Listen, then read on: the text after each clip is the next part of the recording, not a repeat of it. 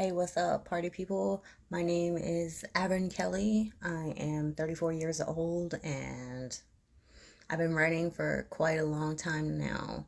Um, I'm hoping that we could talk maybe for a little bit. So, not too long ago, maybe like 2 years or so, I started to feel strange.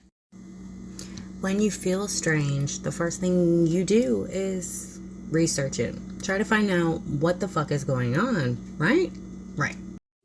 But it turns out that by the time I got sick and was so fatigued that getting to the doctor's office was a chore, I had to realize that I wasn't properly equipped to actively go after better health. Better health in America is not a right.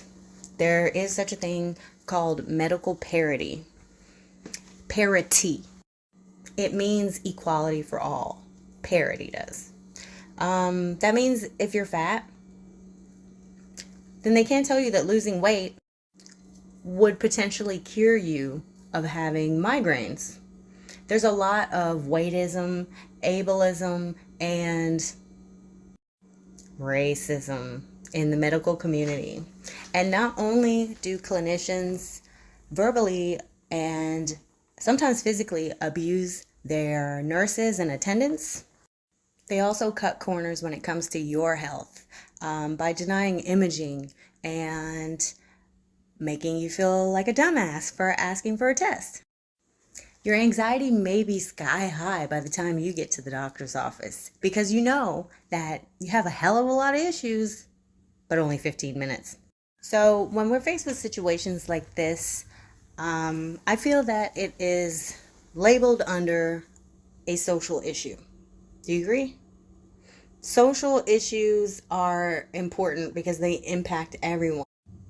Imagine being married to an abusive man who never validates you, who always is telling you you're stupid and yada yada.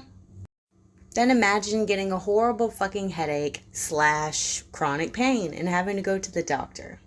And your asshole doctor tells you that, surprise, it's all in your head. Now, I do understand somatization is a prevalence of psychiatric symptoms that have expressed themselves in a physical manner.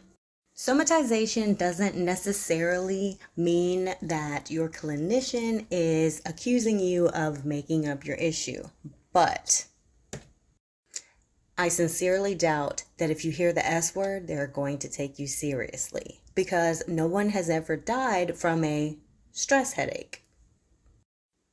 Wait, fact check. Has anybody died from a stress headache? I don't know.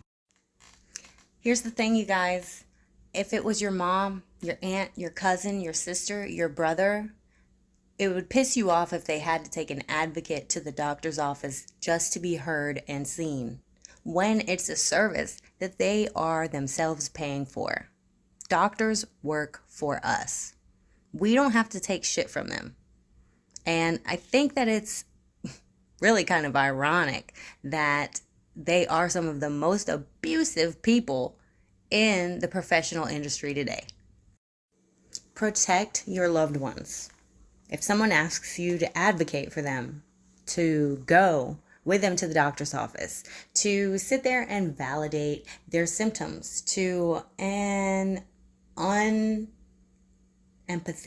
clinician, please do that. In a perfect world, our physicians are our advocates. I am lucky enough to have found one non-medical physician who advocates for me. And in just that small amount of support, I have been able to gain the confidence to say something like this to you guys. So keep an eye out for medical gaslighting and just look out for each other. Thanks for talking with me. In a perfect world, our physicians are our advocates. I am lucky enough to have found one non-medical physician who advocates for me.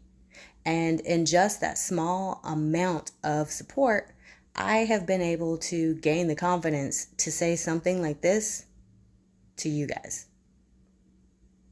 So keep an eye out for medical gaslighting and just look out for each other. Thanks for talking with me.